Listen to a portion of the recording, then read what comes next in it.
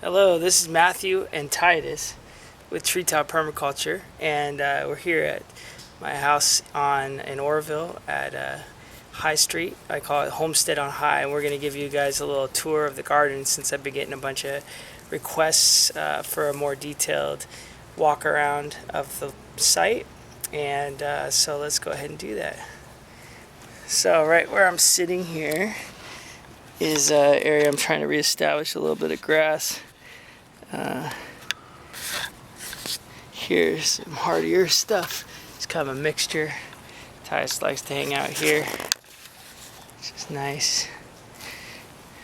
And above me here, we've got my fruiting mulberry trees that are hanging over from the neighbor's house.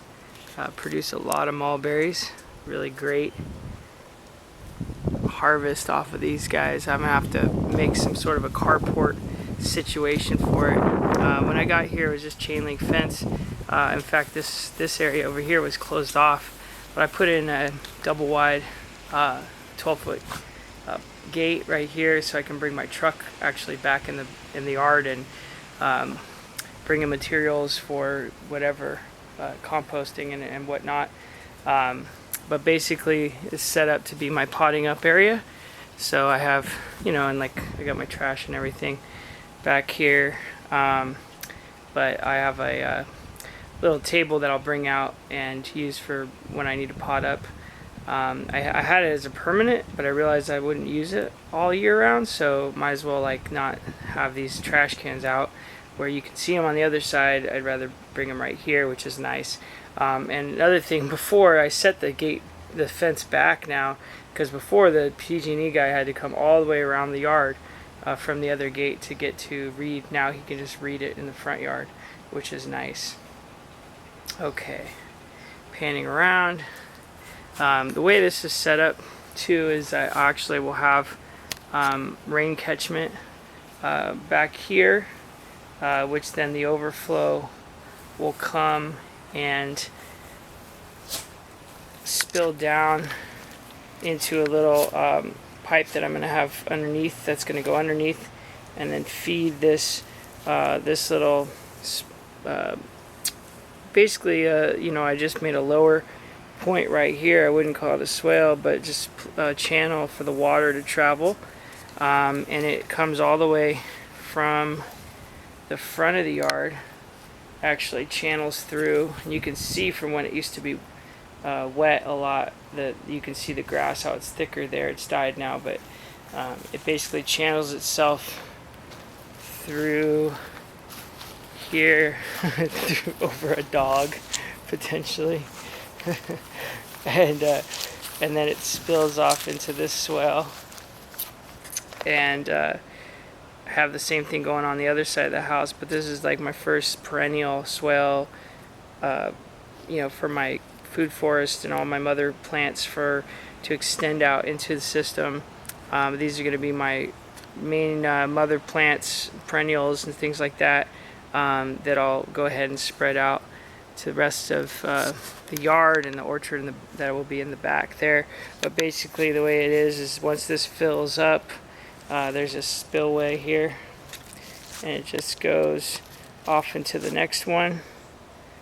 Okay, that'll fill up and spill out right here, and then you can see this channel falls all the way to the back, and you can see it was green from all that water that was soaking through the system there. So I'll just take you through here the first couple swales. Now the point of this first year here this season, since I was late, not even planting anything till April 15th or so, was just to get life into these. And I did have a cover crop originally, but most of that has died off, and I'm just kind of let anything grow at this point. Even sedge, we got sedge in here, and Bermuda grass, and lots of other little herbs and things like that. But we have beneficials, mallow, and some other herbs that are great. But yeah, I've got like little trees and shrubs and flowers and stuff. Here's a mulberry, and here's a bunch of flowers, zinnias and things. A lot of perennial greens that I'm experimenting with. This is a sea beet. Different types of lavenders and flowers.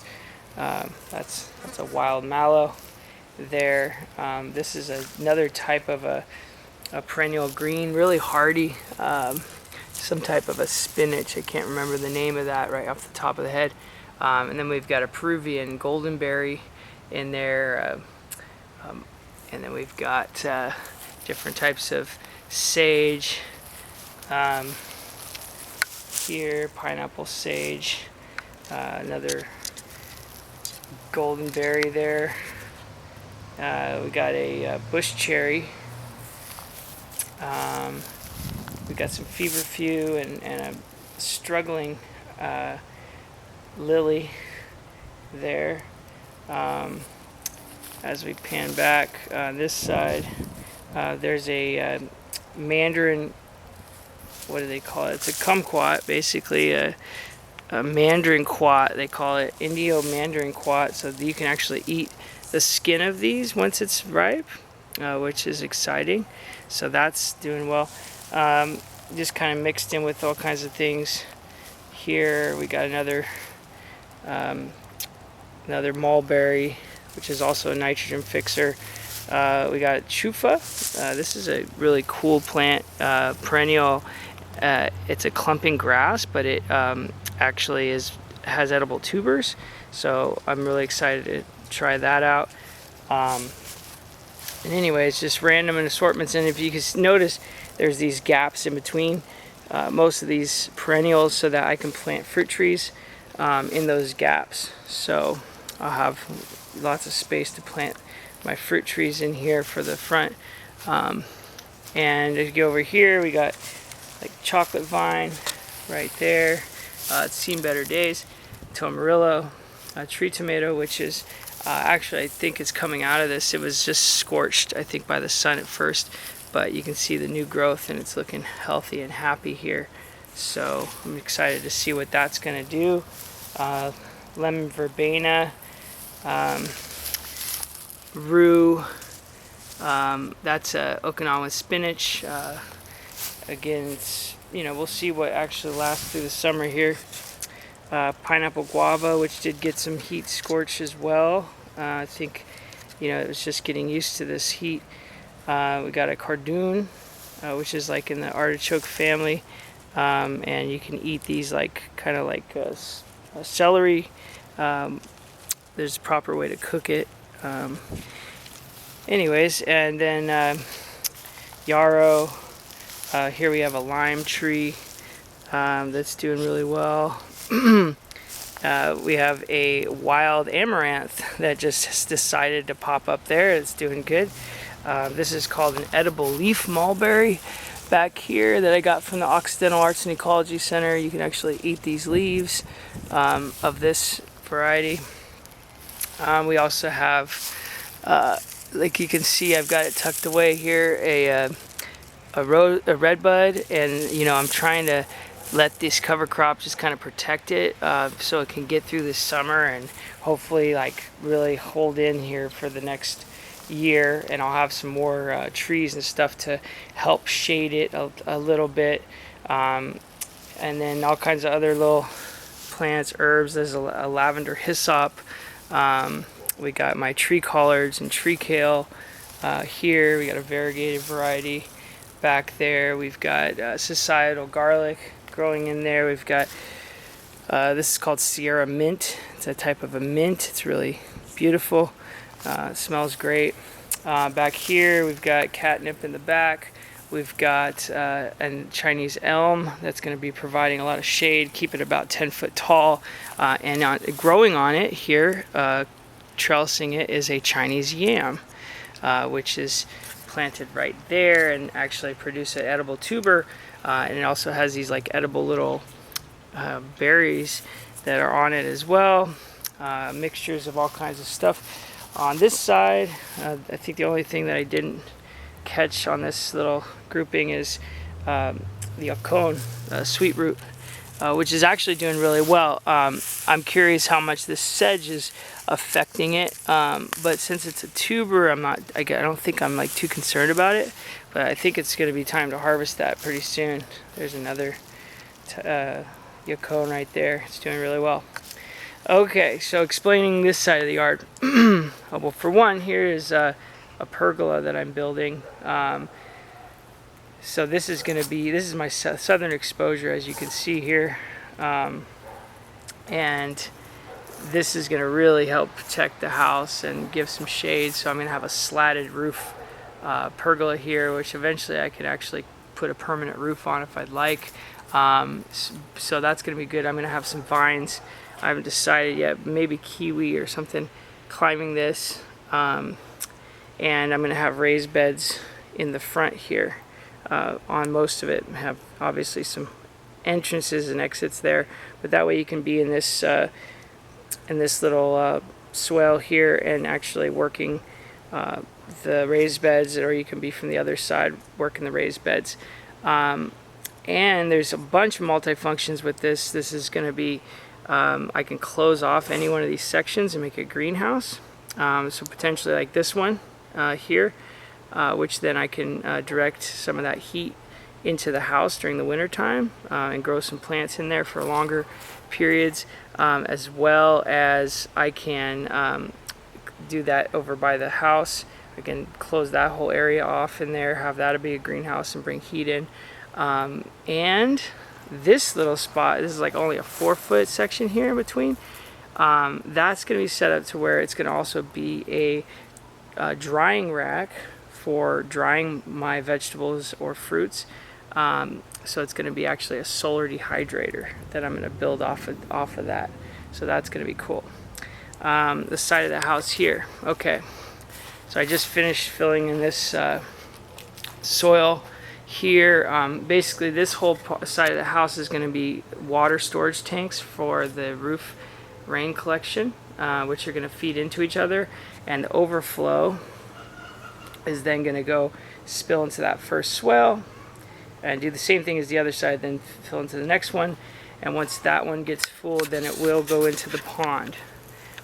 Also, any other rain that hits this side of the house, the ground here is going to feed into this little channel that is going to go directly into the pond over there. This is all going to be, because it gets shade for a big portion of the day. Actually, it's not right now, but in the morning, but most of the day it gets shade. So there's going to be like a lot of greens and things that require more shade, that don't like the sun as much. But as you can see back here, my pond, it's going to have to be a liner or even like a plastic tub type of a pond, just because it's so sandy. There's no way that's going to hold water. But I've planted around, and I picked this spot because it's the coolest part of the property, and it's near this ivy. It's got this nice little habitat already going on here, so it'll be great for frogs and lizards and stuff. Planted a maple, a Japanese maple there, as well as on this side, and a little guild here of kind of water-loving things, and lemongrass and lemon balm, and just kind of an assortment of different things in here. And there's cover crops. And what I've noticed living here, a couple of things. Well, we have lots of fruit trees around, so we've got this jujube tree right there, and I'll zoom in on it so you can see how loaded it is with fruit. I mean, it's just totally loaded with fruit. You see that? So I got a free crop of jujubes. I think I'm going to put like a rope on the top of that so I can actually pull it down whenever I want to harvest the fruit. And then I've got another one right in here. That's another jujube. So this is an orchard, I think, at one point. And you start looking around a little bit more. Oh, what's that? It's a pecan tree, a giant pecan. And then we have a citrus tree. This is actually a citron, one of the original citrus varieties. pomelo and citron were what they made all of the other ones off of, so that's pretty cool. And anyways, the way it's set up is that once this pond is full, again, the spillway is about right here, and then it works its way out and it goes down this channel, which would then feed the first swale for the orchard in the back. And this little pipe here, other than this 1-inch pipe for my water from the street, which is a really heavy, powerful flow of water I put in, this green one is my future gray water. So it's all ready to go. I haven't hooked it up yet, but it's just coming out here right now, but once I'm done putting in this orchard back here, it'll actually go and drop into a mulch pit. It'll never be exposed to light or the air or anything. It'll just go directly into that mulch pit and feed the swales that are in the back. So that's going to be cool. Right now I've got it, just going past the pond and coming back there. Okay, so now I'll give you a little tour of the vegetable garden. So I pan around here. Hopefully I'm not doing this too fast. So this first row here is my tomatoes in the back and tomatillas, and then we have zucchinis in the front. Just a really heavy planting, just a real intensive planting of everything really, but seems to be that always my cherry tomatoes seem to do the best with this type of heavy impact planting, so that's cool. And been getting a lot of zucchinis out of here, and tomatoes are late, they're just coming on. The tomatillas are just coming on, because again, I didn't plant seed even till like April 1st. So you kind of walk around here, and I'll pan back just so you can kind of see on the back side of this other row here. I've got my peppers in the back, which are then being protected by the eggplants from the sun, which it's important once they get into their first stage of growth, after they germinate and really start to grow, that they are actually in the shade more. So that's why I do this eggplant pepper. Seems to be a really good combo. They're just about the right size to provide some shade, give filtered light still, and it seems to be that they do really well together. So that's a cool thing. I got some whole beans coming off in the back there. So and then on my trellises throughout the whole system, I mostly have lemon cucumbers growing, which are a heavy producer. Almost every day I pull off a couple handfuls at least of these lemon cucumbers, and I really highly recommend them. They're great to pickle. So being that I just started late this year, they haven't gotten too high up on these trellises, but I think next year, if I start earlier, they'll actually completely cover, and I might go with more perennials in this system. And what I do is I just kind of work up these, but I really don't need to. The plants are going to do that themselves, but sometimes they all go in one spot. So I try to kind of separate them out a little bit, get them a little spot to climb up. So that's cool. So I'm panning around. Okay, here we've got my bleeding amaranth, which is just incredible grain, ancient grain plant. It's this is one plant that you see here, super thick stalk. What an incredible ecosystem this has made. Just the bees and just the environment here, everything seems to be healthier around it. And as you can kind of look in here, and I don't use any kind of a trellising or anything for my tomatoes, other than you notice the fence in the back of each row. I just kind of use that, and I sometimes will take some string and maybe hold stuff up. Like this amaranth was like completely in the pathway, so that's why I did that.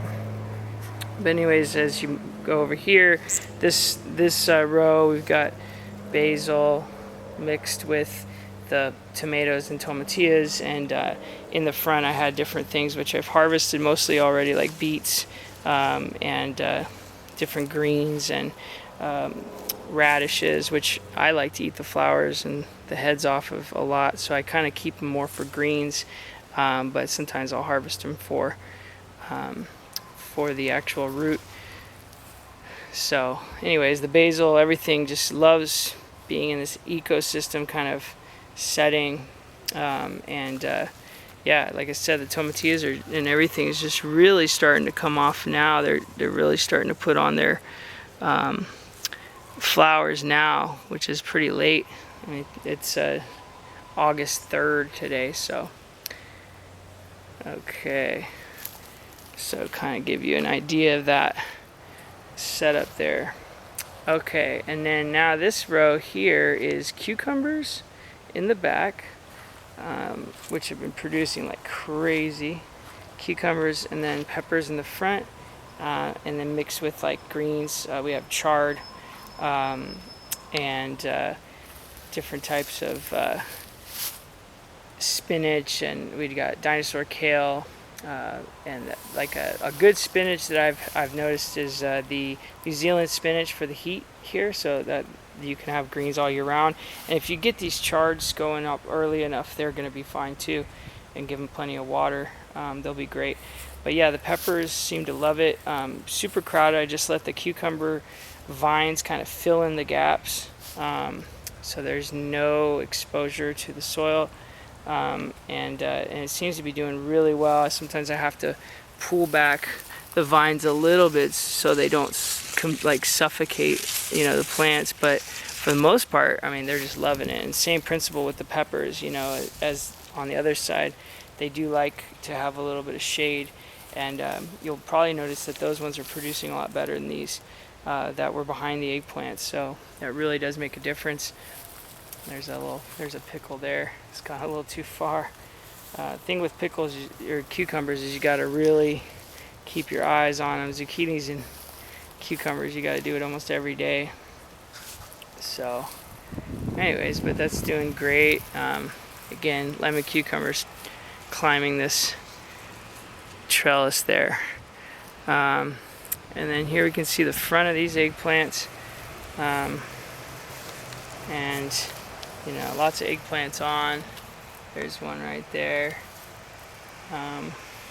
Some kind of issues going on with some of these eggplants, mostly the Crookstown variety. I've noticed I've got this, I don't know if it's a deficiency or what it is exactly, but it hasn't affected the flowers or production yet, so I'm not really worried about it.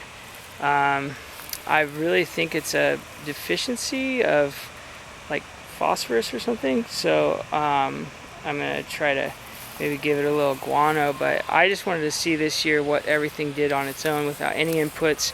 Just the compost is the only thing I